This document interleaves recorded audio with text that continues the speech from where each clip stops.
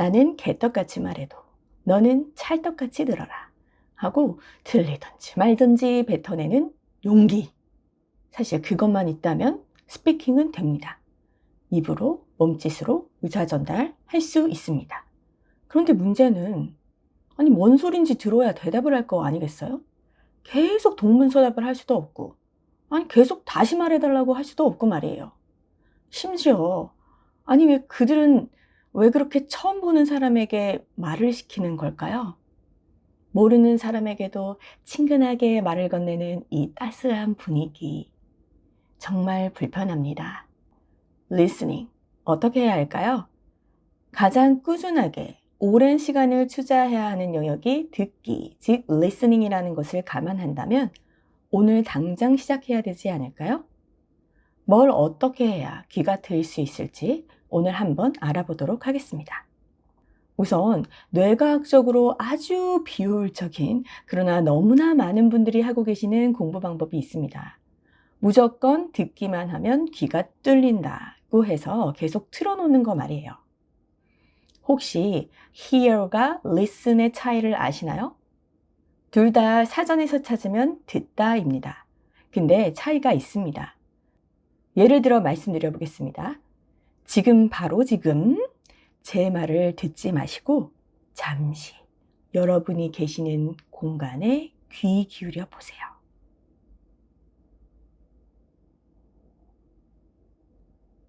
기계 소리, 창문 바깥에서 들리는 바람 소리, 차 소리, 아이들 소리, 위층에서 쿵쿵쿵 하는 발망치 소리가 들립니다.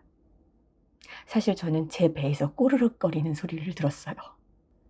이전에는 그 소리가 없었을까요? 크게 인식하지 않아도 귀를 통해 소리가 들어오는 것은 hear, 인식을 하면서 듣는 것은 listen입니다. 여기서 중요한 것은 우리의 뇌는 hearing과 listening을 다르게 받아들입니다. hearing은 뇌 위쪽 상언어 중추에서 처리하고 listening은 hearing 단계를 넘어 베로니카, 즉 언어의 뇌에서 처리를 합니다. 귀는 뚫려있는 신체 기관, 어떤 수단으로서 작동할 뿐 실제 주인공인 우리의 뇌는 전혀 다르게 받아들이는 거예요. 그러니까 뇌과학 입장에서 말이 안 된다는 거죠. 영어를 들으실 때 귀로 듣는 게 아니고 머리로, 뇌로 들으셔야 합니다. 나는 안 들린다. 모르는 단어, 모르는 주제면 안 들립니다. 당연한 말이죠. 한국말로도 모르는 단어, 모르는 주제면 뭔 말인지 문맥 파악이 어렵습니다. 단어 공부는 따로 해줘야 되는 이유입니다. 요쯤에서 우리가 만나게 되는 아이가 있습니다. 바로 구동사입니다. 저는 초보일 때는 구동사가 뭔지도 몰랐습니다. 구동사는 안 들어보셨어도 수거는 들어보셨을 것 같은데요. 구동사가 수거라는 개념 안에 들어 있습니다. 구동사는 말 그대로 동사입니다. 그러나 동사가 전치사 또는 부사와 함께 쓰이며 원래 알던 뜻이 아니고 새로운 뜻의 단어가 됩니다. 많은 분들이 알고 계시는 구동사를 예로 들어볼게요. give up, 포기하다라는 뜻인데요. 이 뜻을 모르면 I don't give up 이 나는 포기하지 않는다 라고 해석되는 것이 아니라 give, 주다, up, 위로. 내가 뭘 올려주지 않는다고? 이렇게 해석되겠죠. 그러고선 I don't give up 여기에서 I do not give up 중에 모르는 단어가 없었다고 이야기합니다. 모르는 단어가 없는 것이 아닙니다. 가장 중요한 동사의 뜻을 파악하지 못한 것입니다.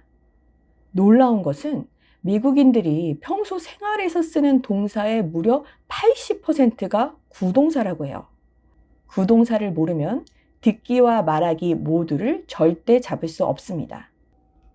다음은 들었을 때는 하나도 안 들리더니 스크립트를 보니 알겠다 하는 경우가 있습니다. 영어 소리를 잘 모르실 가능성이 있습니다. 악센트, 인토네이션, 연음, 발음, 그리고 발성까지 모두 익숙하지 않은 겁니다. 영어 소리를 몰라서 생소한 것이에요. 이럴 경우에는 영어 컨텐츠 노출을 많이 하셔야 됩니다. 하지만 이때 스크립트를 가지고 들으셔야 해요. 그리고 반복해서 들어보세요. How did you go?가 아니고 How did it go? 연음이 어떻게 나는지, 동시에 어느 부분에 강세가 들어가는지 표시를 하면서 공부해 보세요. 유튜브에 연음에 대한 무료 강의들도 있죠? 연음이 너무 생소하면 한 번 정도 들어보시는 것이 좋습니다. 하지만 너무 이론적으로 다가가진 마세요. 문법과 이론 같은 것들은 집착하면 할수록 말이 안 나오게 되는 부작용이 있습니다. 아는 것이 많아서 내가 뭘 틀리는지도 알게 됩니다. 그래서 말을 할 때 실수하기가 싫어서 버벅이고 도리어 한마디도 못하게 만들거든요. 그리고 이런 분들도 많으실 것 같습니다. 앞부분은 들리는데 뒷부분이 안 들리는 거예요. 말이 조금만 길어지면 뒤쪽은 그냥 통으로 날리는 거죠. 이건 앞부분을 해석하고 있는 동안 이미 뒷부분이 흘러 지나가 버리기 때문인데요. 한국말하고 어순이 다르다 보니 흔하게 생기는 문제입니다. 우리의 베로니케 영역은 한국어라는 영어와는 다른 어순을 무의식 속에 깊이 박아 놓았거든요. 이 경향이 크신 분들은 reading, 즉 아싸리 읽기 실력을 확 키워서 듣기 실력을 함께 올려버릴 수 있습니다. 이 이유로 책을 읽으면, 특히 오디오가 딸려 있는 책을 읽으면 리스닝 실력도 많이 올라가게 됩니다.